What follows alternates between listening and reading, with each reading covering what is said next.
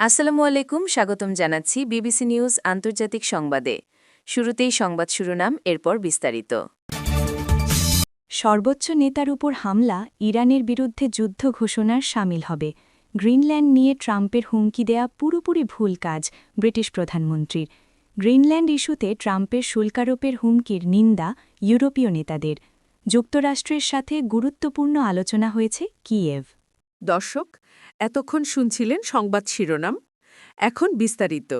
আপনি যদি ইসরায়েলের ধ্বংস চান এবং মুসলিমদের পাশে থাকেন, তাহলে ভিডিওতে লাইক করে চ্যানেলটি অবশ্যই সাবস্ক্রাইব করে দিবেন এবং আপনার মূল্যবান মতামত অবশ্যই কমেন্টে লিখে জানিয়ে দিবেন। এখন বিস্তারিত।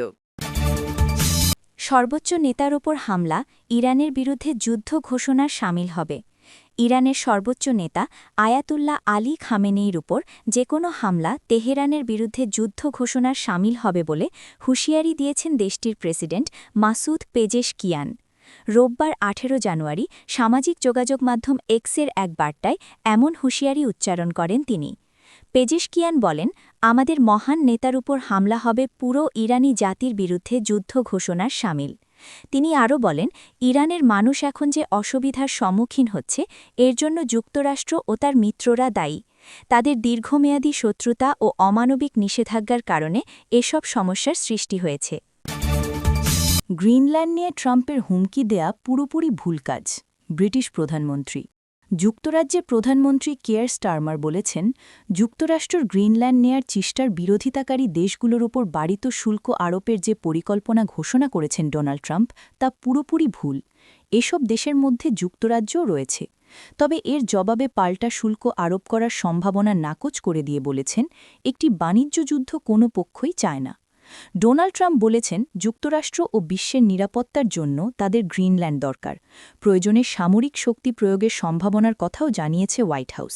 শনিবার ট্রাম্প বলেছেন, তার ওই পরিকল্পনার বিরোধিতাকারী দেশ যুক্তরাজ্য, Denmark, Norway, Sweden, France, Germany, Netherlands ও ফিনল্যান্ডের উপর অতিরিক্ত 10% শুল্ক আরোপ করতে যাচ্ছেন, যা 1 ফেব্রুয়ারি থেকে কার্যকর হবে।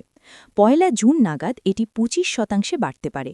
এদিকে নরওয়ের প্রধানমন্ত্রীর কাছে ডোনাল্ড ট্রাম্পের পাঠানো একটি চিঠির কথা এখন জানা যাচ্ছে, যেখানে তিনি বলেছেন, যেহেতু তাকে নোবেল পুরস্কার দেয়া হয়নি, তাই শুধুমাত্র শান্তির কথা ভেবে কাজ করার তার কোনো বাধ্যবাধকতা নেই, যদিও ওই পুরস্কার ছাড়াও তিনি সবসময় গুরুত্বপূর্ণ হিসেবেই থাকবেন। গ্রিনল্যান্ড ইস্যুতে ট্রাম্পের শুল্কারোপের হুমকির নিন্দা ইউরোপীয় নেতাদের। আধা স্বায়ত্তশাসিত ডেনিশ অঞ্চল গ্রিনল্যান্ড দখলে নিতে চান মার্কিন প্রেসিডেন্ট ডোনাল্ড ট্রাম্প। তার এই দখল চেষ্টায় যারা বাধা দেবে তাদের উপর শুল্কারোপের হুমকি দিয়েছেন তিনি। এই হুমকির তীব্র নিন্দা জানিয়েছেন ইউরোপীয় ইউনিয়নের নেতারা। রবিবার 18 জানুয়ারি এক যৌথ বিবৃতিতে এই নিন্দা জানান তারা। একই সাথে এই পদক্ষেপ ট্রান্স আটলান্টিক সম্পর্কের ক্ষেত্রে বিপজ্জনক অবনতি ঘটাবে বলেও হুঁশিয়ারি দেন তারা। যৌথ বিবৃতিতে অংশ নিয়েছে ইউরোপীয় দেশ Denmark, Finland, France, Germany, Netherlands, Norway, Sweden এবং যুক্তরাজ্য।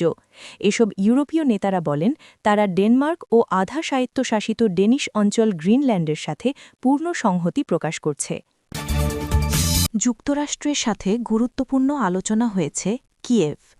ইউক্রেনের নিরাপত্তা প্রধান রোববার জানিয়েছেন, ইউক্রেন যুক্তরাষ্ট্রের সাবেক প্রেসিডেন্ট ডোনাল্ড ট্রাম্পের জামাতা জারেড কুশনার এবং দূত স্টিভ উইটকফের সাথে নিরাপত্তা ও অর্থনৈতিক বিষয়ে গুরুত্বপূর্ণ আলোচনা করেছে। চলতি সপ্তাহে দাভোসে আরও আলোচনা হওয়ার কথা রয়েছে বলেও জানান তিনি। কিয়েভ থেকে এএফপি জানায়, ইউক্রেনের প্রেসিডেন্ট ভলোদিমির জেলেন্সকি বলেন, তাঁর দল যুক্তরাষ্ট্রে একাধিক দফা আলোচনা করেছে। তিনি দাভোসে যুক্তরাষ্ট্রের সাথে নিরাপত্তা নিশ্চয়তা সংক্রান্ত নথিতে স্বাক্ষর করার আশা প্রকাশ করেছেন।